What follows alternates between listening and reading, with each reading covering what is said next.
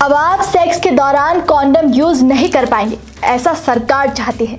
ऐसा इसीलिए क्योंकि लोग अब बच्चे पैदा करना ही नहीं चाहते हैं या फिर कम बच्चे रखना चाहते हैं। इसलिए चीन की सरकार के लिए ये बात अब मुसीबत बन गई है। इसीलिए चीन की सरकार ने कॉन्डम और गर्भ निरोधक चीजों पर टैक्स बढ़ा दिया है। 30 साल में पहली बार सरकार कॉन्डम और गर्भ निरोधक दवाओं और इसी तरह के अन्य चीजों पर भी वैल्यू एडिड टैक्स यानी कि वैट वसूलेगी। यानी अब कॉन्डम खरीदने वाले लोगों को इन चीजों पर 13% का टैक्स देना होगा।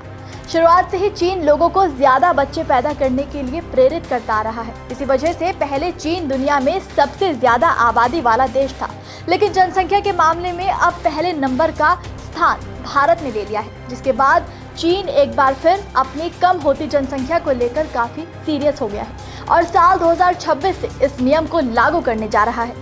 चीन की आबादी 3 साल से लगातार कम हो रही है। जनसंख्या में ये तेज गिरावट चीन की अर्थव्यवस्था के लिए खतरा मानी जा रही है।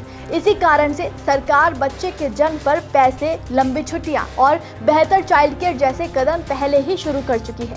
तो जहां एक तरफ चीन सरकार ने कॉन्डम और गर्भ निरोधक चीजों पर टैक्स बढ़ा दिया है, तो वहीं कुछ खास सेवाओं को टैक्स में छूट दी गई है। इसमें वो सुविधाएं हैं जो कि बच्चों से जुड़ी हुई है, जैसे नर्सरी और प्री स्कूल, बुजुर्गों की देखभाल वाले संस्थान, दिव्यांग व्यक्तियों से जुड़ी सेवाएं, शादी और विवाह आयोजन संबंधी सेवाएं। सरकार का मानना है कि इन सेवाओं को सस्ता कर परिवार शुरू करने और बच्चों की परवरिश का बोझ कम किया जा सकता है। आपको बता दें कि साल 1993 में चीन ने एक बच्चा नीति को कड़ाई से लागू किया था और परिवार नियोजन को बढ़ावा देने के लिए गर्भ निरोधक सामग्री को टैक्स फ्री तक रखा था। 30 साल बाद वहां पर स्थिति बिल्कुल उलट चुकी है और अब चीन सरकार चाहती है कि लोग कॉन्डम का इस्तेमाल ना करें और ज्यादा से ज्यादा बच्चे पैदा करें।